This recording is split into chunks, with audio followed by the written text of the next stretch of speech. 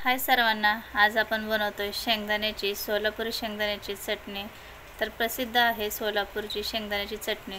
तर इथे आपण ती चटणी बनवतोय। तर ती चटणी अशी घट्टसर असते आणि जाडसर सुद्धा असते। घट्टसर म्हणजे शेंगदाण्याचे त्यातनं असे मुटके गोळे गोळे असतात पहा। खूप तेलकट असते ती चटणी आणि शेंगदाण्याचे अर्धे अख्खे तसे थोडे थोडे तुकडे सुद्धा असतात। तर चला आपण बनवायला सुरुवात करूया। व्हिडिओ शेवटपर्यंत नक्की पहा आणि हो, कोणी नवीन असेल तर चॅनलला सबस्क्राईब, लाईक, कमेंट, शेअर करा। तर इथे मी 1 वाटी शेंगदाणे घेतलेले आहेत। आता हे शेंगदाणे आपण मीडियम गॅसवरती चांगले खरपूस होईपर्यंत चांगले भाजून घ्यायचे आहेत। तर गॅस फास्ट करायचा नाही आहे, मीडियम गॅसवरच आपण हे शेंगदाणे भाजून घेणार आहोत। तर सतत शेंगदाणे हे हलवून घ्यायचे म्हणजे सर्व बाजूने एकसारखे शेंगदाणे भाजले जातात। हे घुंगरू शेंगदाणे आहेत। सोलापुरी शेंगदाणे थोडे मोठे असतात बघा, हे लहान आहेत। हे घुंगरू शेंगदाणे आहेत। सोलापुरी जे शेंगदाणे असतात त्याची चटणी फार छान होते। ते शेंगदाणे तेलकटसुद्धा असतात। तर ते आता शेंगदाणे हे मी चांगले खरपूस होईपर्यंत भाजून घेतलेत। थंड करूया आणि याचा पाला काढून घेऊया। तर शेंगदाणे जर गरम असतील आणि तुम्ही लगेच पाला काढत असाल तर अशा पद्धतीने पेला वाटी घेऊन सुद्धा काढू शकतात, किंवा थंड पूर्णपणे झाल्यावरती सुद्धा काढलं तरीही चालेल। तर इथे आता आपण पाला काढून घेतलाय। आता हे पाकडून घेऊया आणि पाला वेगळा करूया। तर शेंगदाणे आपले इथे परफेक्ट असे पाला काढून झालेले आहेत। तर बरेचदा असं होतं की शेंगदाणे चटणी खायला नको म्हणतात कोण जण, कारण त्यांना पित्ताचा त्रास होतो। तर शेंगदाण्याच्या या 2 आपण पाकळ्या केल्या की याच्यामध्ये हा कण असतो पहा, अंकुर, तर याच्यामुळे ना पित्ताचा त्रास होतो। तर तो काढला तर पित्ताचा त्रास होत नाही, हे असे आपले जुने वृद्ध मंडळी सांगायचे पहा। हे पहा, हे काढून घ्यायचं आहे। आता आपण हे शेंगदाणे परत भाजून घेणार आहोत। तर कढई गरम झाली, आता हे शेंगदाणे टाकून घेऊयात आणि हे शेंगदाणे सुद्धा लालसर होईपर्यंत कमी गॅसवरती आपण भाजून घेणार आहोत।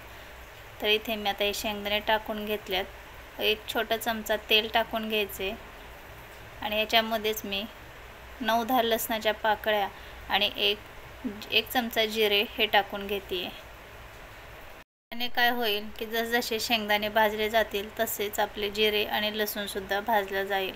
तर कमी गॅसवरती अगदी लालसर होईपर्यंत हे शेंगदाणे भाजून घ्यायचे आहेत। तर हे भाजले हे कसं ओळखायचं, तर जिरे लसूण याचा खमंग सुगंध सुटतो पहा, त्यावेळेस समजायचं हे परफेक्ट भाजले गेले आणि शेंगदाणे सुद्धा छान लालसर होतात। तर कमी गॅसवरती मी हे 3-4 मिनिट चांगलं भाजून घेतले। हे पहा, याचा कलर चेंज होत चाललाय। तर आता हे शेंगदाणे आपले व्यवस्थित भाजले गेलेत। आपण हे असेच आणखीन थोडे भाजून घेऊयात। आता याच्यामध्ये आपण टाकूयात मोठे 2 चमचे लाल मिर्च पावडर टाकते मी। तर तुमच्या आवडीप्रमाणे तिखटाचं प्रमाण तुम्ही कमी जास्त करू शकतात। ही लाल मिर्च पावडर तिखट नसते, कलर येतो याने फक्त। आणि याच्यामध्ये चवीनुसार मीठ टाकून घ्यायचे। आता हे परत एकदा व्यवस्थित मिक्स करायचे आणि आणखीन 1-2 मिनिटभर चांगलं हे भाजून घ्यायचे। तर मसाले चांगले शेंगदाण्यामध्ये मुरले जायला पाहिजेत। तर दिसतंय ना एकदम लाल बुंद। तर आणखीन आपण हे जरा वेळ भाजूयात।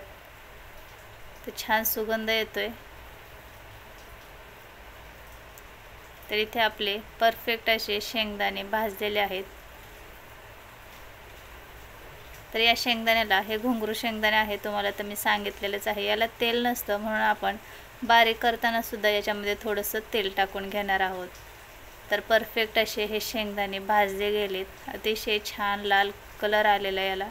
आता आपण हे थंड करूया आणि डायरेक्ट मिक्सरच्या भांड्यामध्ये टाकून घेऊया।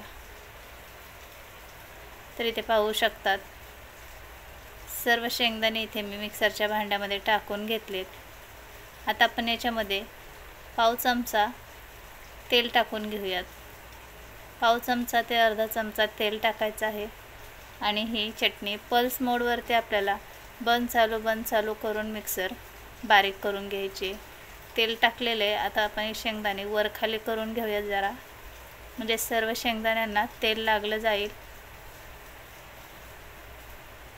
तर व्यवस्थित शेंगदाणे इथे मी मिक्स करून घेतलेत। आता झाकण लावूयात आणि आपण हे शेंगदाणे बारीक करून घेऊयात। तर एकदम मिक्सरचं भांडं चालू नाही करायचं, बंद चालू करून ही चटणी बनवून घ्यायची। एकदम परफेक्ट अशी सोलापुरी शेंगदाण्याची चटणी तयार झाली। आहा, काय भन्नाट याला सुगंध येतोय। आता मी तुम्हाला प्लेटमध्ये काढून दाखवते, तर पाहू शकतात छान ही चटणी तयार झाली आपली। याच्यामध्ये तुम्हाला शेंगदाण्याचे छोटे छोटे तुकडे सुद्धा दिसत असतील। तर अशा पद्धतीने आपण सोलापुरी शेंगदाण्याची चटणी झटपट बनवून तयार केली आहे। तुम्हाला आणखीन ही लाल बुंद चटणी जर पाहिजे असेल तर तुम्ही आणखीन 1 चमचा याच्यामध्ये लाल मिरची पावडर टाका। माझ्या मुलांना ही चटणी अतिशय आवडते, त्याच्यामुळे मी इथे थोडं कमी लाल मिरची पावडर वापरलेला आहे। तर झटपट होणारी ही शेंगदाण्याची चटणी तुम्हाला कशी वाटली हे कमेंटमध्ये सांगायला विसरू नका। तर जेवताना ताटामध्ये तोंडी लावण्यासाठी ही चटणी अतिउत्तम लागते खाण्यासाठी। करून तर पहा तुम्ही। तर अशाच नवनवीन घरगुती साध्या सोप्या रेसिपी पाहायच्या असतील तर चॅनलला सबस्क्राईब, लाईक, कमेंट, शेअर करा। बाय।